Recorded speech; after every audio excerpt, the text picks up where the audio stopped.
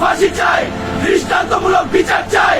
2026 সালের 19 মে ঢাকার মিরপুরের একটি ছোট্ট বাসায় শুরু হয়েছিল এক ভয়ঙ্কর সকাল, যে সকালটা কয়েক ঘন্টার মধ্যেই বদলে দেয় পুরো বাংলাদেশের পরিবেশ। হলে রামিসা মা, এদিকে একটু আসো তো, তোমার জন্য চকলেট আর একটা খেলনা রেখেছি। নিষ্পাপ শিশুটি বুঝতেই পারেনি এই ডাকটাই হবে তার জীবনের শেষ ডাকপো।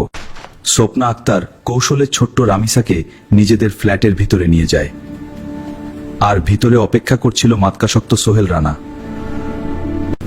ঘরের দরজা বন্ধ হতেই শুরু হয় এক অমানবিক পাশবিকতা, যে নিষ্ঠুরতা শুনলেও মানুষের শরীর কেঁপে ওঠে।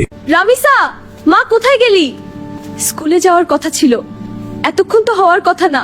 আমার বুকটা কেমন করছে। হঠাৎ সোহেলের ফ্ল্যাটের সামনে মেয়ের ছোট্ট জুতাটা পড়ে থাকতে দেখে মায়ের বুক ধক করে ওঠে, ভয় তাকে ঘিরে ধরে। দরজা খুলেন, আমার মেয়েটা ভিতরে আছে। আমি জানিও ভিতরে আছে, দয়া করে দরজা খুলেন। দরজা খুলেন, আমারটা ভিতরে আছে। আমি জানিও ভিতরে আছে, দয়া করে দরজা খুলেন। নিজের অপরাধ লুকানোর জন্য সে এমন এক নৃশংস কাজ করে, যা শুনে পুরো দেশের মানুষ স্তব্ধ হয়ে যায়। দরজা ভাঙেন, ভিতরে নিশ্চয়ই বড় কিছু হয়েছে। মুহূর্তের মধ্যেই পুরো বিল্ডিংয়ে আতঙ্ক আর চিৎকার ছড়িয়ে পড়ে। ধরা পড়ার ভয় তাকে পাগল করে তোলে। নিজের অপরাধ লুকাতে সে শুরু করে আরো ভয়ঙ্কর এক কাজ।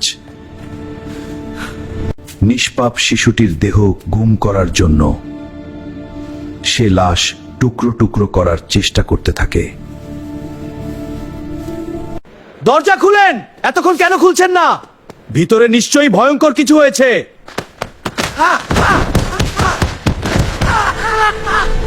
লোকজন যখন দরজা ভাঙার চেষ্টা করছিল, ঠিক তখনই গ্রিল কেটে পালিয়ে যায় সোহেল রানা।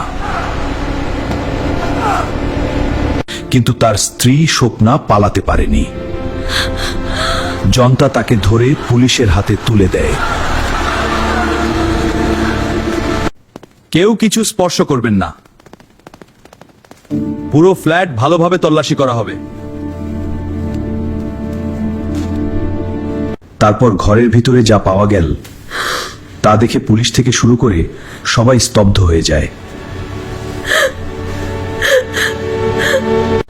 আমার মেয়েটা তো শুধু স্কুলে যেতে চেয়েছিল। আমার রামিসাকে ফিরিয়ে দেন। প্রযুক্তির সহায়তায় মাত্র 10 ঘন্টার মধ্যেই নারায়ণগঞ্জ থেকে গ্রেফতার করা হয় প্রধান আসামিকে পাউন্ট। পুরো দেশ জুড়ে শুরু হয় ক্ষোভ আর কান্না। মানুষ একটাই দাবি জানায়, এই নৃশংসতার সর্বোচ্চ বিচার চাই। আমার মেয়েটা তো কারো কোনো ক্ষতি করেনি, তাহলে কেন এত নিষ্ঠুরভাবে তাকে কেড়ে নেওয়া হলো? রামিসার খালি বেঞ্চটা দেখে কাঁদতে থাকে তার সহপাঠীরা, কারণ সে আর কোনোদিন ক্লাসে ফিরবে না। ফাঁসি চাই, দৃষ্টান্তমূলক বিচার চাই। পুরো দেশ ক্ষোভে ফেটে পড়ে। ইসলামে নিরপরাধ মানুষ হত্যার শাস্তি অত্যন্ত কঠোর। প্রাণের বদলে প্রাণ, এটাই কিসাসের বিধান। কোরআনে বলা হয়েছে, যে একজন নিরপরাধ মানুষকে হত্যা করল, সে যেন পুরো মানব জাতিকেই হত্যা করল। আল্লাহ, নিষ্পাপ শিশুটিকে জান্নাত দান করুন আর অপরাধীদের কঠিন শাস্তি দিন। দুনিয়ার আদালত থেকে হয়তো কেউ পালাতে পারে, কিন্তু আল্লাহর বিচার থেকে কেউ কখনো পালাতে পারবে না। এক মুহূর্তের পাশবিকতা শেষ করে দিল একটি নিষ্পাপ শিশুর পুরো পৃথিবী। শিশুদের নিরাপত্তা নিশ্চিত করা আমাদের সবার দায়িত্ব, কারণ একটা অবহেলা কেড়ে নিতে পারে একটি নিষ্পাপ জীবন।